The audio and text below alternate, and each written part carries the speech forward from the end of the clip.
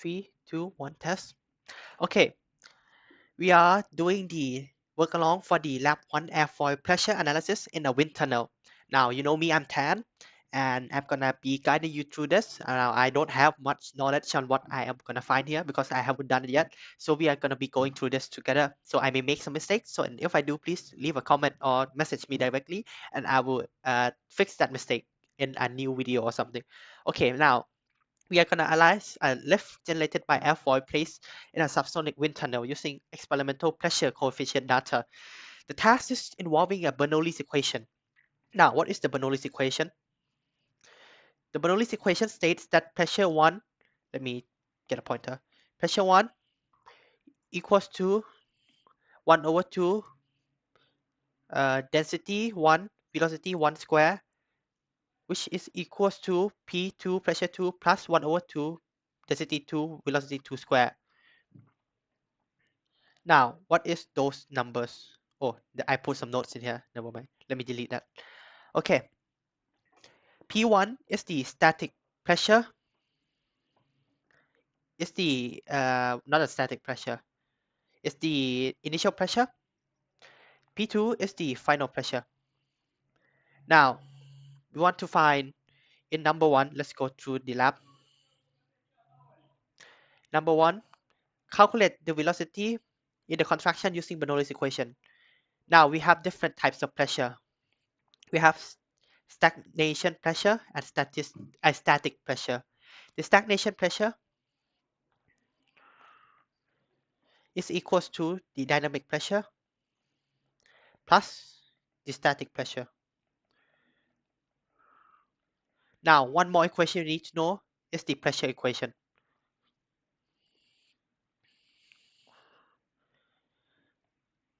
Pressure is equals to, oh wait, I made a mistake, wait. It's not pressure, it's this one. The static pressure, not the static pressure, the stagnation pressure, yeah, is equals to the static pressure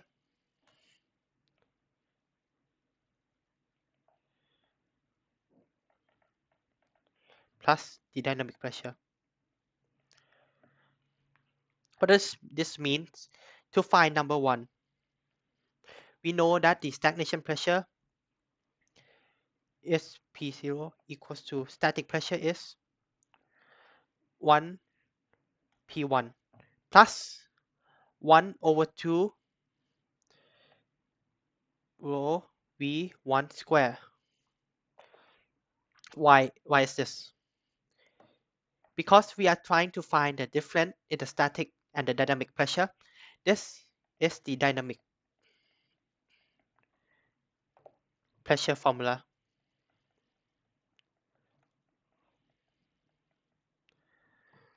If you don't believe me, you can Google it up. It's called dynamic pressure formula. It is simple as that. Oh, why did I delete that? Wait. Okay, let me delete just the text. And we plug everything in. P0 is equals to 101325, which is equals to P1 100,000 Pascal plus 1 over 2 rho. Now let's talk about rho. Rho is constant. Why? Because assume rho. Because the air is incompressible.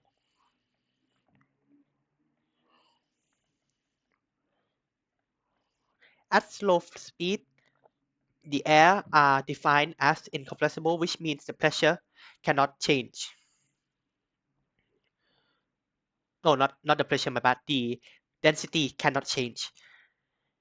Rho stands for density. When density cannot change, we can assume that rho is constant, which means that we can use one value for all of it, which is, in this case, the value of rho is given as 1.225 V1 square. If we solve everything for V1 square, we would get V1 square is equals to 46.51 meters per second. Let me write in another notation so you guys understand it better. Now this is the answer. Number 2.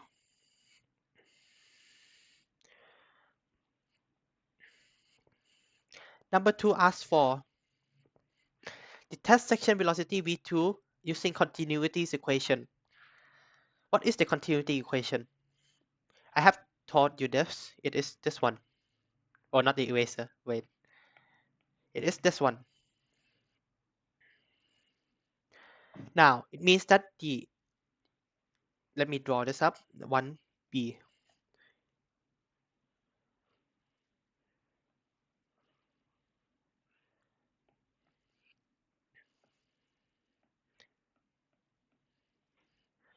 It means that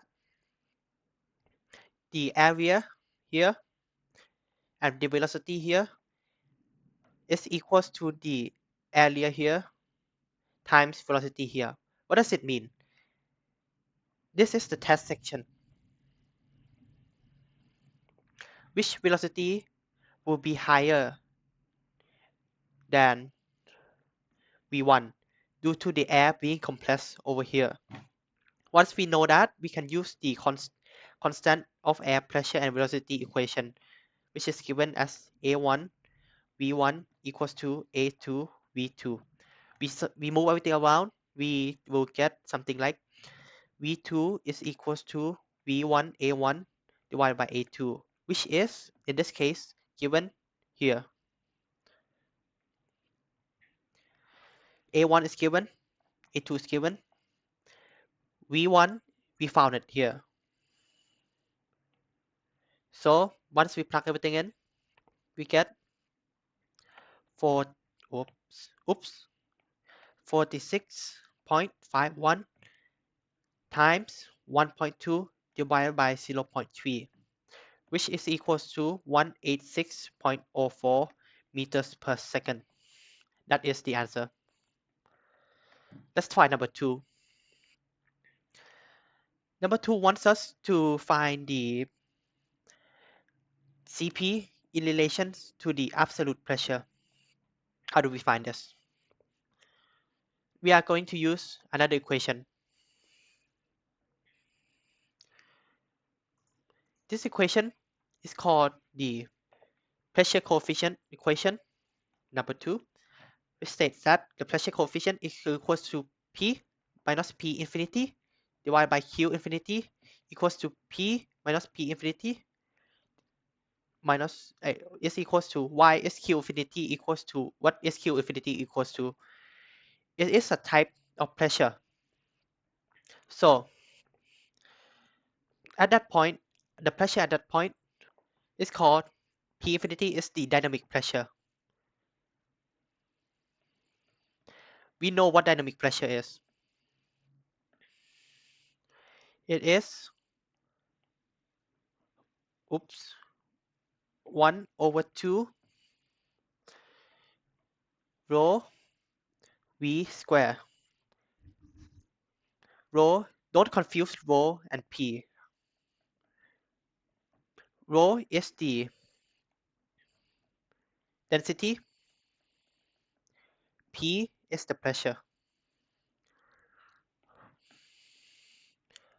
Once we are gonna plug everything in, which will allow us to get Cp equals to, we are trying to find P in relation to Cp. So P will stay there, minus P infinity. What is P infinity? P infinity is the static free stream pressure, or also known as the stagnation pressure. Stagnation is the dynamic plus static pressure, as I said. So minus 101,325 divided by 1 over 2. Air density is, what is the air density? 1.225 times the velocity square. Now we got the velocity here at the test location, which is 186.04 square. Let's calculate this.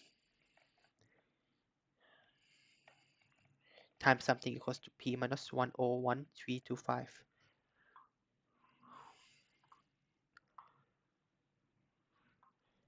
Let me calculate this.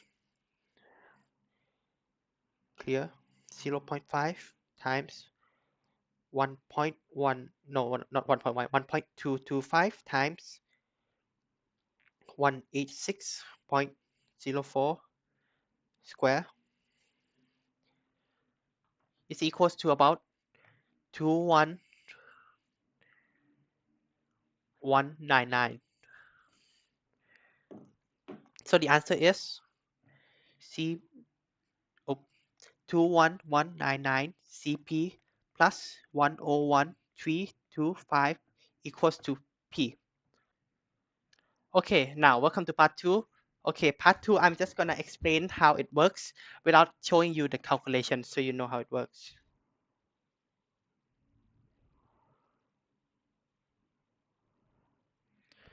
Okay, we are trying to find the L prime or the left L prime or the left left per span. How do we find this? L prime is the integration between the upper and the lower surface, lower pressure, sorry, of the airfoil. So how do we find the pressure of each point? We use this formula. We know that this formula is what we are trying to find. We found in the last question, and we have pressure in relation to Cp. Now we are going to use Riemann sum at the increment of 0.1, meaning that if this is the pressure graph, I am dividing it by 0.1. Now, how do I find the area between the two curves? I just make a rectangle and then find the area of each rectangle, which is going to be 0.1 times the length, the height of each point, which is what I'm going to do and what I have done here. Now, as we can see, we have calculated the lower CP by looking at the graph. Example 0.9 is here at value of 0. The lower surface coefficient of pressure is 0.9. The upper surface coefficient of pressure is 0. We go forward to 0.1, 0.2, 0.3, 0.4, 5, 6, 7 to the point where we get the values for everything, and then we plug these values, each CP values, into this equation. And then we get the pressure. Now, what do we do with the pressure? Well, we use this. Let me show it to you. Now, we use this. This is called MATLAB. It's a computational software. Once I found all the pressure by using what I explained to you previously, here, I subtract the lower pressure by the upper pressure, giving me delta pressure. Once I get the delta pressure, I add all of it up and then times 0.1. What does this mean? It means I am adding all the pressure P delta. I'm trying to find, as I said, this is a graph, right? Example, this is the graph. The height, the height of each point, this is P delta 1, this is P delta 2, this is P delta 3. Now, each increment is 0.1. Now, this means to find the area under the graph, we must 0.1 times P delta 1 plus 0.1 times P delta 2 continue. What can we pull out is 0.1. So we get it as 0.1 times P delta 1 plus P delta 2 plus 2, the number of P delta we need. Once we do that, the value should be 3084 or something around this value. Now, as I can see, I attach a MATLAB here in case anyone wants to try. This is the basic code of it. Now, how do you find the length of the entire wing? Now, the units here, as you can see, is Newton per meter, meaning that at each meter of the wing, there is approximately 3084 newtons. Now, we must know the length of the wing to find the total length on the wing. To find that, we need the length of the wing. Now, the length of the wing is 1 meters. So logically, we must times the value of the lift per span to the value of the span to get the total lift, which is going to be 3084.479 newtons. Now, let's get to this. We want to find the coefficient of lift, which is the formula is L divided by the lift divided by Q infinity times big S. What is big S? Big S is the three-dimensional value version of S. For example, the length of the wing is S. The chord of the wing is C. We want to find the three-dimensional version of S, or capital S. Hence, it's a square, so we multiply it by S, small s times C, and then we get big S. Don't get confused between big S and small s. In this case, the C value is 0.3. So we plug in that value. Let me check the value again. Yep, 0.3. So we plug that in, and then once it's completed, we have Q infinity. If you remember correctly, we calculated Q infinity here. We calculated it somewhere. Okay, here. Q infinity is equals to 1 over 2 rho v square. So we put this value, the rho infinity, no, not rho infinity, the Q infinity, into the equation, and we calculate it out. We get the left value of 0.485. Now that's it. Thank you. If you're confused at any part, please tell me, and I will explain it to you. Thank you.